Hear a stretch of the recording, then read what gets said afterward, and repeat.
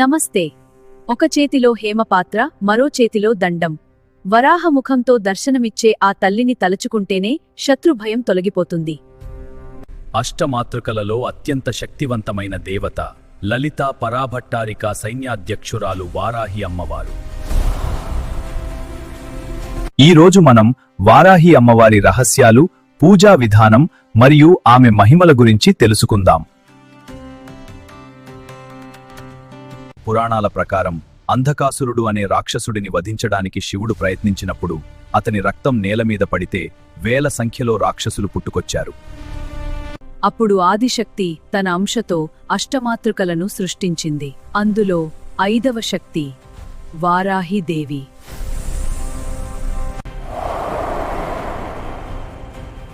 శ్రీచక్రరాజంలో దండనాథగా పిలువబడే ఈమె లలితాదేవి సైన్యాన్ని నడిపించే సేనాధిపతి. అందుకే ఈమెను పూజిస్తే క్రమశిక్షణ, విజయం మరియు ధైర్యం మన సొంతమవుతాయి. అమ్మవారి ముఖం వరాహం పంది వలె ఉంటుంది, కాని శరీరం మానవ స్త్రీ రూపంలో ఉంటుంది. దీని వెనుక ఒక గొప్ప అంతరార్థం ఉంది. వరాహం భూమిని రక్షించే ప్రతీక.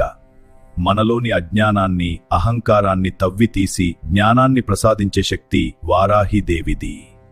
అమ్మవారికి 8 చేతులుంటాయి. శంఖం, చక్రం, గద, పద్మం, పాశం వంటి ఆయుధాలను ధరించి మనల్ని అన్ని వైపుల నుండి రక్షిస్తూ ఉంటుంది. ముఖ్యంగా ఈమెను సమయేశ్వరి అని కూడా అంటారు. అంటే సరైన సమయంలో మనకు సహాయం చేసే తల్లి అని అర్థం. సమయం. అమ్మవారిని పూజించడానికి అత్యంత శుభప్రదమైన సమయం బ్రాహ్మీ ముహూర్తం లేదా రాత్రివేళ.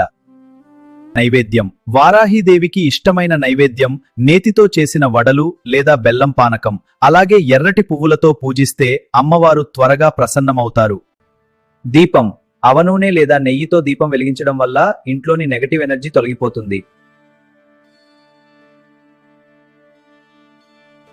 ఓం శ్యామలాయై విద్మహే హలధారిణ్యై ధీమహి తన్నో వారాహి ప్రచోదయాత్. వారాహిదేవిని ఆరాధించడం వల్ల కలిగే ఫలితాలు అపారం. కోర్టు కేసులు, ఆస్తి తగాదాల్లో విజయం లభిస్తుంది. భక్తితో కోరిన భయం ఉండదు. వారాహి తోడుంటే అపజయం ఉండదు. మీ జీవితంలో కూడా అన్నవారి అమృతఫలం కలగాలని కోరుకుంటున్నాము.